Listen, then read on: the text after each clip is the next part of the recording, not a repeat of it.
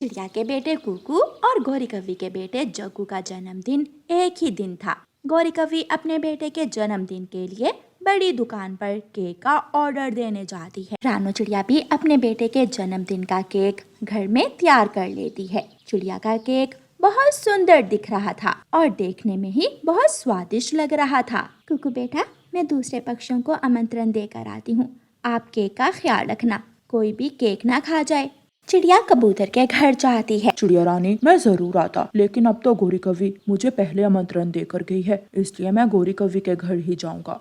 तोता भी रानो चिड़िया से यही बात कहता है। अगर मुझे पहले मालूम होता कि कुकू बेटे का जन्मदिन भी आज ही है तो मैं गौरी कवि को मना कर देता। ठीक है तोते भैया, कोई बात नहीं, मैं हूँ ना, मैं और मेरा बेटा मिलकर जन्मदिन मना लेंगे। शाम हो जाती है और गौरी कवि बुरे केक बनाने वाले के पास जाती है। भाई बुरे कव्वे, मेरा केक तैयार हो गया है क्या? हाँ, केक तो कब का मैंने डिब्बे में पैक करके रखा हुआ है।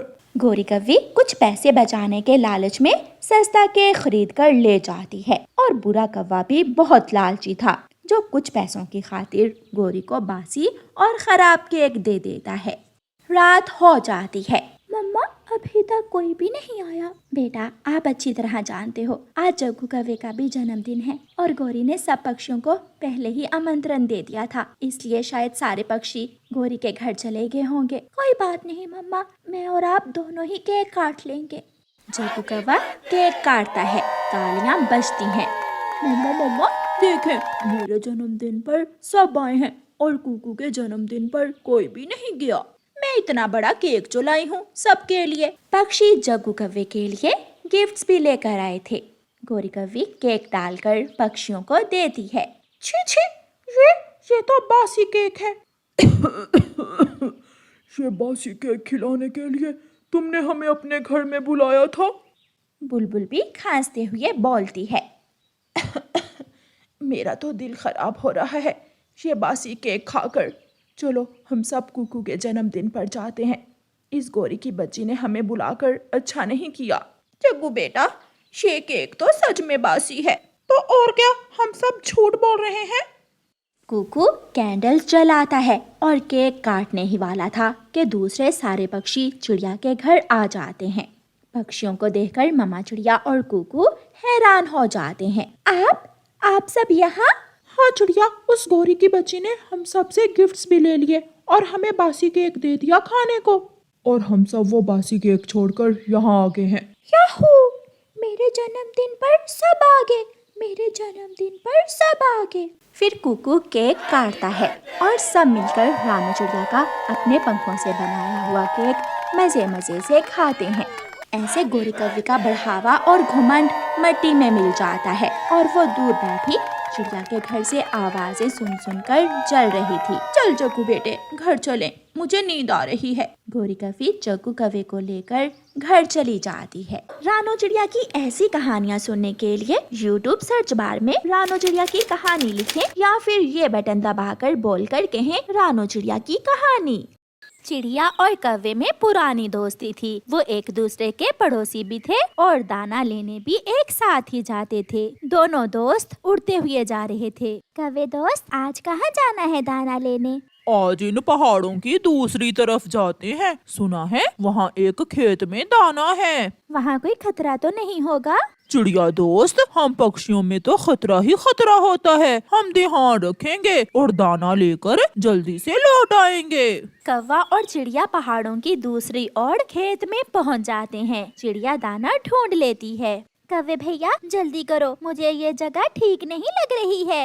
एक दाना और एक दाना, मैं और ढूंढ लूं। ऊंचे आसमान से एक चील बिजली की तेजी के साथ आती है और चिड़िया को पकड़ लेती है। कौवा थोड़ा दूर था, वो उड़कर पेड़ में छुप जाता है। बचाओ, मुझे बचाओ मेरे दोस्त, मुझे बचाओ।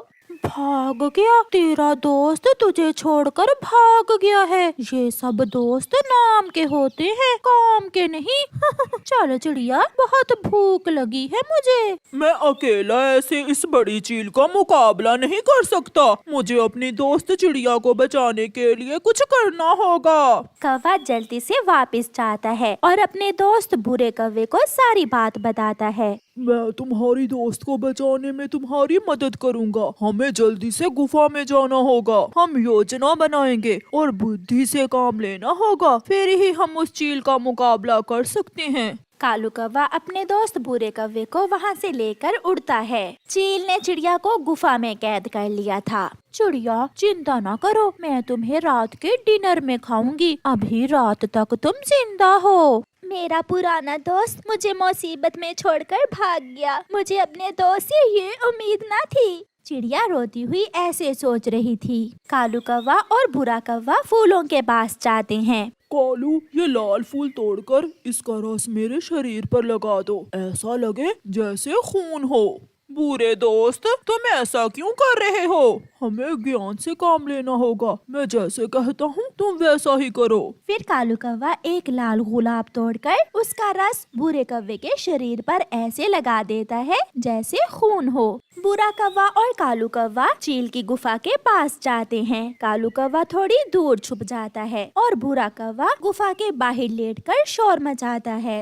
बचाओ बचाओ, मुझे बचाओ। बचाओ बचाओ, ये कौन है? आवाज सुनकर चील बाहर आती है। बचाओ, वो चील मुझे मार कर गई है, मुझे बचाओ।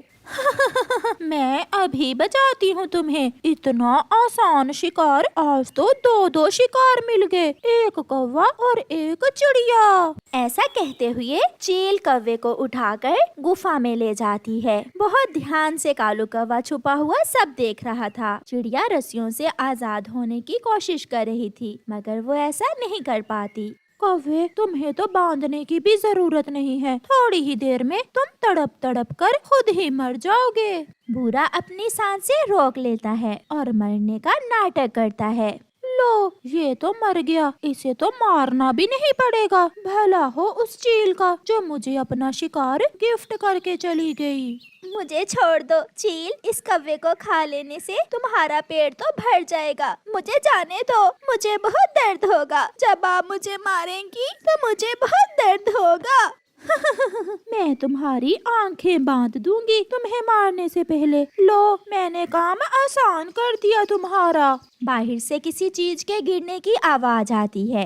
ये कैसी आवाज है? चील गुफा से बाहर जाती है। कालू कौवा गुफा के ऊपर बैठा हुआ था। उसने वो पत्थर जानबूझकर गिराया था ताकि चील गुफा से बाहर आए। भूरा कौवा जल्दी से उठकर चिड़िया की रस्सियां खोलकर उसे आजाद करता है। चिड़िया, यहाँ आओ, यहाँ इस पत्थर के पीछे छुप जाओ। कौन था? यहाँ तो कोई भी नहीं है। जैसे ही चील वापस होने लगती है, कालू कौवा एक पत्थर चील के ऊपर गिराता है जो सीधा चील के सर में लगता है और चील गिर जाती है। दोस्तों, बाहर आओ, चील गिर गई है। भूरा और चिड़िया गुफा से बाहर आते हैं और वो सब पत्थर उठा कर चील को मारने लगते हैं और वो चील वहीं मर जाती है। बुद्धि से काम ले तो हम कुछ भी कर सकते हैं। कालू भैया, आपका बहुत बहुत शुक्रिया। मैं तो समझी थी कि आप मुझे छोड़कर भाग गए हैं। चिड़िया, कोई दोस्त अपने दोस्त को मुसीबत में कैसे छोड़ सकता है, जैसे मेरा ये दोस्त भूरा कौवा। शुक्रिया दोस्त, मेरी दोस्त की जान बचाने के लिए। फिर वो सब दोस्त खुशी खुशी जंगल वापस चले जाते हैं। प्यारे दोस्तों, इस कहानी से हमें सीख मिलती है कि मुसीबत के समय हमें हमेशा अपने दोस्तों की मदद करनी चाहिए। और प्यारे दोस्तों, इस कहानी को लाइक करना बिल्कुल मत भूलना। आपका धन्यवाद। माँ, हम आज कहाँ जा रहे हैं? गुड़िया बेटी, आज हम आपकी नानों के पास गरम बिस्तर लेने जा रहे हैं। मम्मा, वो नया गरम बिस्तर मैं लूंगी और ये पुराने वाला आप ले लेना। अच्छा अच्छा, ले लेना बेटी। अब चलें, हमें देर हो रही है। फिर ठंडे ठंडे मौसम में वो माँ बेटी अपने घर से उड़ते हैं। मम्मा, मुझे नानों के घर के सारे रास्ते का मालूम है। अब यहाँ से इधर जाना है और फिर वो सामने वाले बड़े पेड़ों के पास जाकर पश्चिम वाली दिशा में। मेरी बेटी बहुत सियानी चिड़िया बनेगी बड़ी होकर। फिर वो माँ बेटी दूसरे जंगल पहुँच जाती हैं। ये बिस्तर मैंने नया बनाया है।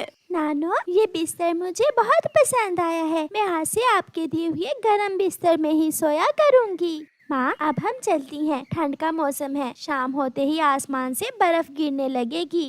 बेटी, ये लड्डू भी लेती जाओ, गुड़िया को चाय के साथ दे देना।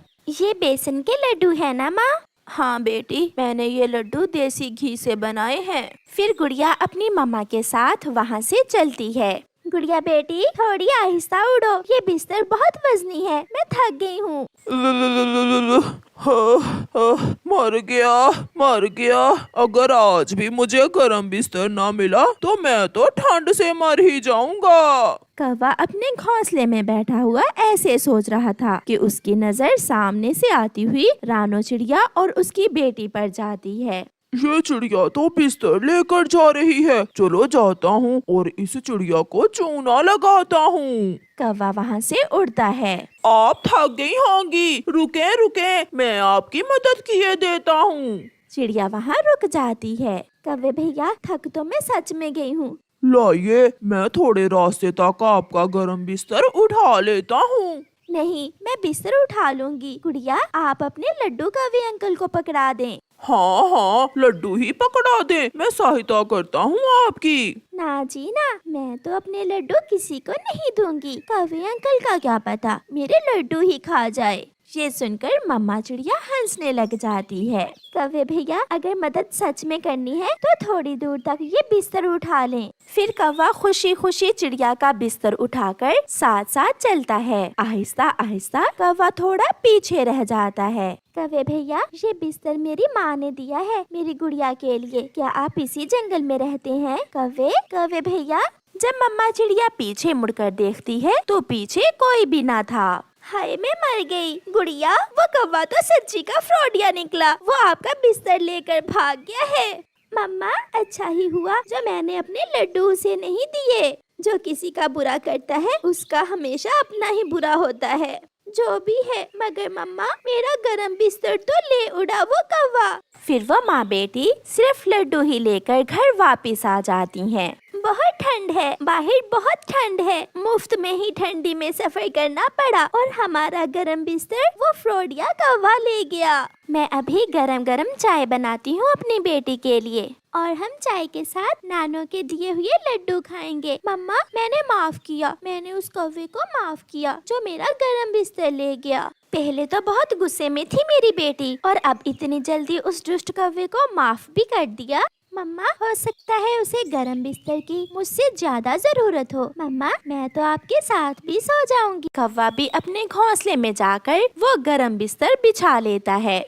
अब तो मुझे ठंड नहीं लगेगी, आज की रात मैं बहुत सुकून से सो पाऊंगा। अब जल्दी से मैं दाना ले आता हूँ। कालू कौवा अपने लिए दाना लेने जाता है। पीछे से एक उससे भी बड़ा चोर बुरा कौवा कालू के घोंसले की तरफ आ जाता है। ये कालू कौवा तो मुझसे भी ज्यादा आलसी है, फिर इसने ये गरम बिस्तर कहाँ से लिया होगा? जरूर किसी का चोरी किया होगा। मैं क्यों ठंड में मरूं? ये बिस्तर मैं चुरा कर ले जाता हूँ, बल्कि घोंसला और बिस्तर दोनों ही उठा कर ले जाता हूँ। बुरा कौवा कालू कौवे का घोंसला और बिस्तर दोनों ही उठाकर वहाँ से भाग जाता है। लुट गया, मैं लुट गया। मैंने किसी को लूटा, मैं खुद ही लुट गया। बिस्तर तो बिस्तर, कोई मुझसे भी बड़ा चोर मेरा घोंसला भी उठा कर ले गया है। कौवा बैठा रो रहा था। रात हो जाती है और आसमान से बर्फ गिरने लगती है।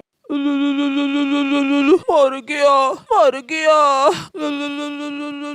कहाँ जाऊँ मैं? ऐसी ठंड में कहाँ जाऊँ? ठंड से ठठरता हुआ कौवा वहाँ से उड़ता है। दूर उसे एक घर से लालटेन की रोशनी दिखाई देती है। कौवा उड़ता हुआ उस दिशा में चला जाता है। मैं यात्री कौवा हूँ, प्लीज घर में रहने वाले पक्षी मेरी मदद करें, मैं ठंड से मर रहा हूँ। गुड़िया बेटी, बाहर कोई है, शायद कोई मुसीबत में है, मैं देखती हूँ। फिर चिड़िया दरवाजा खोलती है। तुम दुष्ट कौवे, क्या ये आपका घर है? ऐसा कहते हुए कौवा वहाँ से भाग जाता है। चिड़िया उसे आवाज देती है, रुको रुको कौवे, बात तो सुनो। मगर कौवा कब पीछे मुड़कर देखने वाला था, अब तो उसकी ठंड भी उतर गई थी। लगता है मम्मा उसने हमारे साथ हाथ किया और कोई उसके साथ भी हाथ कर गया। फिर वो माँ बेटी मीठी नींद सो जाती हैं और कौवा एक पेड़ पर बैठा अपने किए पर